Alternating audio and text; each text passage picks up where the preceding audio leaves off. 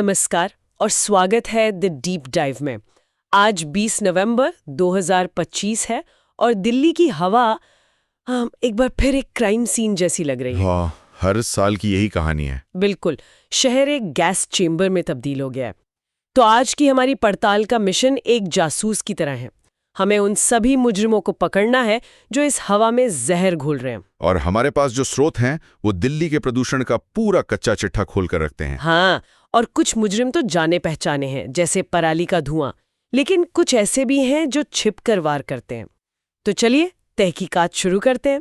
सबसे पहला और कह सकते हैं सबसे बदनाम मुजरिम जिसके बारे में हर साल इसी मौसम में बात होती है, पराली। हाँ, पंजाब, हरियाणा और उत्तर प्रदेश में जलाई जाने वाली पराली। हमारे स्रोत बताते हैं कि दिल्ली के प्रदूषण में सर्दियों के दौरान इसका हिस्सा 30 से 40% तक पहुंच जाता है, जो कि बहुत ज्यादा है। बहुत ज्यादा। पर सवाल यह है कि किसान ऐसा करते क्यों हैं? देखिए, इसकी वजह सीधी और आर्थिक है। किसानों को धान की कटाई के बाद गेहूं की बुआई के लिए खेत बहुत जल्दी तैयार करना होता है। समय बहुत कम होता होगा उनके पास। बिल्कुल। पराली को खेत से हटाने के लिए जो मशीनें हैं वो महंगी हैं और मजदूर भी आसानी से नहीं मिलते। अच्छा, तो ऐसे में सबसे सस्ता, सबसे तेज और सबसे आसान तरीका क्या है? एक माचिस की तीली। कुछ ही घंटों में पूरा खेत साफ हो जाता है। यानी ये एक तरह से मजबूरी का धुआं है। लेकिन ये धुआं सैकड़ों किलोमीटर दूर दिल्ली के लिए इतना बड़ा सिरदर्द कैसे बन जाता है? यहाँ पर मौसम और हवा का खेल शुरू होता है। सर्दियों में हवा का रुख पंजाब हरियाणा से दिल्ली की तरफ होता है। अच्छा, तो ये धुआं सीधा हमारी तरफ आता है? हाँ, सीधा। और ये धुआं अपने साथ लाता है PM 2.5। ये वो शैतान कण हैं जो इतने छोटे होते हैं कि हमारे बाल की मोटाई वैसे 30 कण समा सकते हैं। 30? हाँ, ये इतने बारीक हैं कि हमारे फेफड़ों की दीवारें पार करके सीधे खून में मिल जाते हैं। इसीलिए ये सबसे ज्यादा खतरनाक माने जाते हैं। बिल्कुल। और सर्दियों की जो ठंडी और भारी हवा है वो इस धुएं को दिल्ली के ऊपर एक कंबल की तरह बिछा देती है। तो वो कहीं जा नहीं पाता। ये एक तरह का मौसमी हमला है जो हर साल होता ही है। ठीक है, तो पराली एक मौसमी विलन है, हर साल अक्टूबर नवंबर में आता है। लेकिन दिल्ली की हवा तो साल के बाकी महीनों में भी खराब रहती है। सही बात है। तो वो कौन से मुजरिम हैं जो पूरे 365 दिन काम करते हैं? यहीं पर बात आती है गाड़ियों की। बिल्कुल। गाड़ियां तो दिल्ली का स्थायी सिरदर्द है। हमारे स्रोतों में एक आंकड़ा है जो दिमाग घुमा देता है। क्या?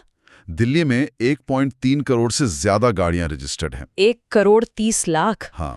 इसे ऐसे समझिए कि ये ऑस्ट्रेलिया के मेलबर्न और सिडनी शहरों की कुल आबादी से भी ज्यादा है। बाप रे। और ये सब एक ही शहर की सड़कों पर है। यही तो।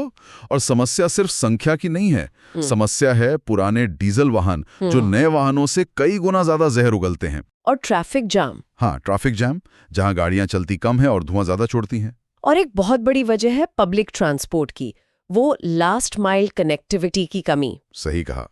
मेट्रो स्टेशन से आपके घर या ऑफिस तक पहुंचने का अगर कोई आसान और सस्ता साधन नहीं है तो आप अपनी कार या बाइक निकालने पर मजबूर हो ही जाते हैं। बिल्कुल। और इसी स्थायी सिरदर्द में एक और चीज घुल जाती है जो हमें अपनी आंखों से दिखती भी है, खासकर जब शहर में हर तरफ क्रेन और बुलडोजर चल रहे हो। कंस्ट्रक्शन की धूल। हाँ, दिल्ली NCR तो एक कभी ना खत्म होने वाली कंस्ट्रक्शन साइट जैसा लगता है। हर तरफ रियल एस्टेट का काम चल रहा है और इससे उड़ने वाली सीमेंट, रेत, मलबे की धूल, ये सब हवा में PM 10 कणों का स्तर बढ़ा देती है। और सर्दियों में तो ये और बुरा हो जाता होगा। हाँ, फिर वही कहानी। गर्मियों में तेज हवा इसे शायद उड़ा ले जाए, लेकिन सर्दियों में हवा की रफ्तार कम होने से ये धूल कहीं नहीं जाती, हवा में ही लटकी रहती है और हमारे फेफड़ों में जम जाती है। अच्छा, ये तो हुई इंसानों की बनाई गलतियां। लेकिन मुझे हमारे स्रोतों में एक बात पढ़कर हैरानी हुई कि दिल्ली की अपनी बनावट और यहाँ का मौसम ही इसका एक बहुत बड़ा दुश्मन है। ये कैसे काम करता है? ये एक बहुत बहुत महत्वपूर्ण बिंदु है। दिल्ली की जो भौगोलिक स्थिति है वो इसके लिए एक अभिशाप जैसी है। एक तो ये मैदानी इलाका है, तो पंजाब और हरियाणा से आने वाले धुएं को रोकने के लिए कोई पहाड़ जैसी प्राकृतिक बाधा नहीं है। कुछ भी नहीं है। कुछ भी नहीं। दूसरा, सर्दियों में यहाँ तापमान का उल्टाव या टेम्परेचर इन्वर्जन की स्थिति बनती है। टेम्परेचर इन्वर्जन, ये सुनने में बड़ा टेक्निकल लग रहा है। आसान भाषा में इसका क्या मतलब है? इसका सीधा सा मतलब है कि सर्दियों की रातों में जमीन जल्दी ठंडी हो जाती है, तो उसके पास की हवा भी ठंडी और भारी हो जाती है। ठीक है। और इसके ऊपर गर्म हवा की एक परत बन जाती है। अच्छा। ये गर्म हवा एक ढक्कन की तरह काम करती है, जो जमीन के पास की ठंडी हवा और उसमें मौजूद सारे प्रदूषकों को ऊपर उठने और फैलने से रोक देती है। मतलब सब कुछ नीचे ही फंस जाता है। हाँ, चाहे वो पराली का धुआं हो, गाड़ियों का जहर हो या कंस्ट्रक्शन की धूल, सब कुछ फंस जाता है। इसी को स्मॉग ब्लैंकेट कहते हैं।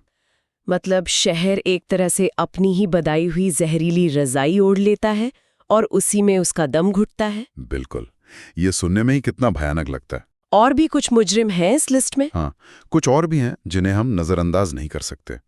जैसे दिल्ली के चारों ओर गाजियाबाद, भिवाड़ी, सोनीपत जैसे औद्योगिक क्षेत्र हैं। Industrial belts. हाँ, यहाँ के कारखानों, ईंट भट्टों से निकलने वाला धुआं भी दिल्ली की हवा खराब करता है। और फिर है कचरा जलाना और सड़कों की धूल। हाँ, ये भी बहुत बड़ी समस्या है। खराब वेस्ट मैनेजमेंट की वजह से खासकर झुग्गियों में लोग ठंड से बचने के लिए प्लास्टिक, टायर कुछ भी जला लेते हैं। और हमारे स्रोत ये भी बताते हैं कि टूटी सड़कों और खुली जगहों से उड़ने वाली धूल भी प्रदूषण में लगभग 40% तक का योगदान करती है। 40%? ये तो बहुत बड़ा आंकड़ा है। हाँ, बहुत बड़ा। तो अब तस्वीर साफ हो रही है।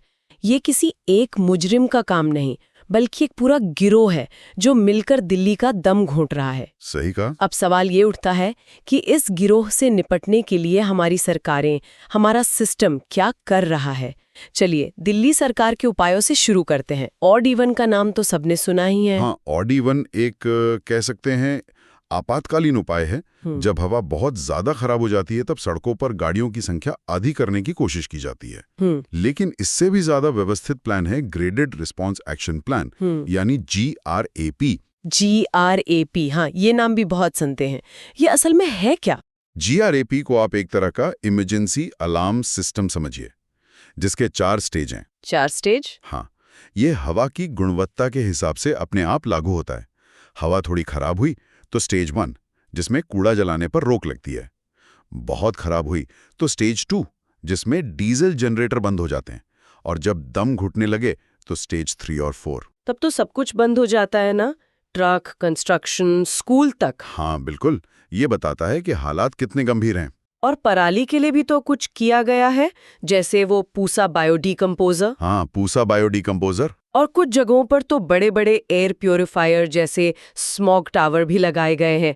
हालांकि इन टावर्स को लेकर हमारे स्रोतों में काफी आलोचना भी है। क्या ये सच में काम करते हैं या सिर्फ दिखावा है? ये एक बहुत बड़ा सवाल है। देखिए, पूसा बायोडिकम्पोजर एक अच्छा समाधान है। ये एक तरल घोल है जो पराली को खाद में बदल देता है, लेकिन इसे हर किसान तक पहुंचाना एक बड़ी चुनौती है। लॉजिस्टिक्स की समस्या। हाँ, और जहां तक स्मोक टावर्स की बात है, विशेषज्ञ मानते हैं कि ये बहुत महंगे हैं और इनका असर बहुत ही सीमित इलाके में होता है। एक बड़े शहर की हवा को साफ करने के लिए ये ऊंट के मुंह में जीरे जैसा है। कई लोग इसे एक दिखावटी उपाय से ज्यादा कुछ नहीं मानते। ठीक है, ये तो हुई दिल्ली सरकार की बात। अब केंद्र सरकार के स्तर पर क्या हो रहा है? केंद्र सरकार के स्तर पर एक बड़ी कोशिश हुई है वायु गुणवत्ता प्रबंधन आयोग, यानी CAQM का गठन। CAQM। इसकी खास बात यह है कि इसे कानूनी तौर पर इतनी ताकत दी गई है कि यह दिल्ली, पंजाब, हरियाणा, यूपी और राजस्थान की सरकारों को प्रदूषण पे एक साथ काम करने के लिए मजबूर कर सकता है। अच्छा, तो ये एक सेंट्रल बॉडी है? हाँ, एक सेंट्रलाइज्ड कमांड सेंटर की तरह। पहले हर राज्य अपनी अपनी ढपली बजा रहा था।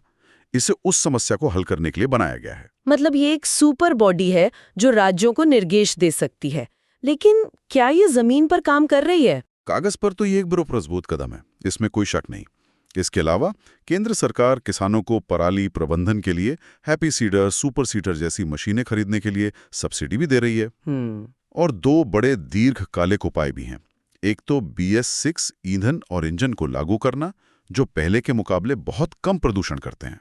और दूसरा हो एक्सप्रेसवे, है ना? हाँ, ईस्टर्न और वेस्टर्न पेरिफेरल एक्सप्रेसवे का निर्माण। हाँ, इन एक्सप्रेसवे से तो वाकई बहुत फर्क पड़ा है। अब दूसरे राज्यों में जाने वाले ट्रक दिल्ली के अंदर नहीं घुसते। बिल्कुल, इन एक्सप्रेसवे ने दिल्ली के ट्रैफिक का बोझ काफी कम किया है। ये वो समाधान है जिनका असर तुरंत नहीं, बल्कि धीरे धीरे और लंबे समय तक दिखता है। यहाँ पर सबसे बड़ा सवाल उठता है, इतने सारे उपाय हैं, GRAP, CAQM, सब्सिडी, एक्सप्रेसवे, सब कुछ। इन सब के बावजूद हर साल सर्दियों में हम उसी जगह क्यों खड़े होते हैं? जमीनी हकीकत क्यों नहीं बदल रही? इसके कई उलझे हुए कारण हैं। पहला और सबसे बड़ा कारण है नीति और उसके अमल के बीच का फासला।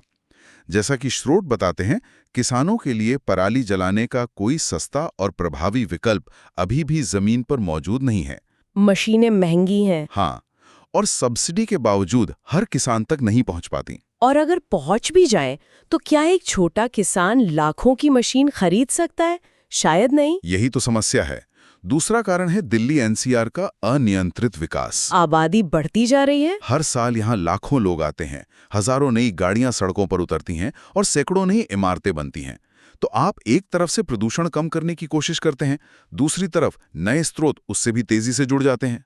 ये एक लीक होती बाल्टी को एक छोटे कप से भरने जैसी कोशिश है। बिल्कुल सही कहा। मतलब हम एक कदम आगे और 2 कदम पीछे जा रहे हैं। और तीसरा कारण तो वही है जिस पर हमारा कोई नियंत्रण नहीं। मौसम।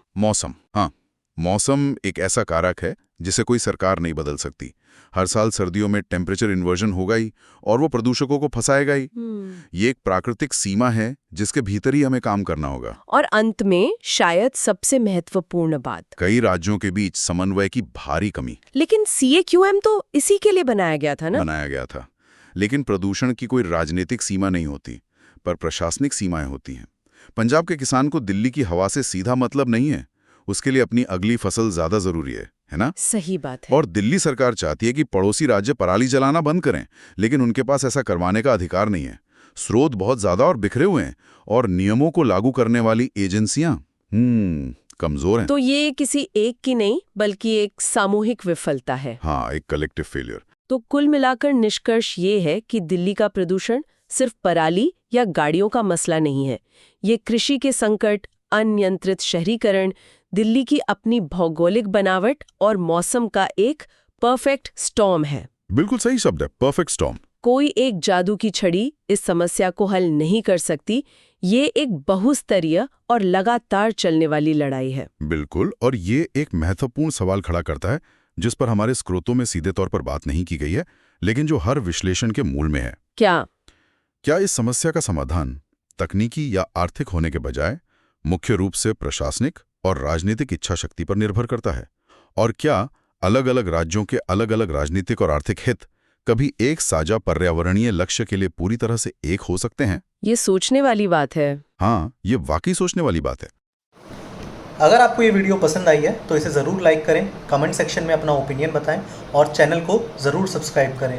मिलते हैं अगली वीडियो में, तब तक के लिए नमस्कार।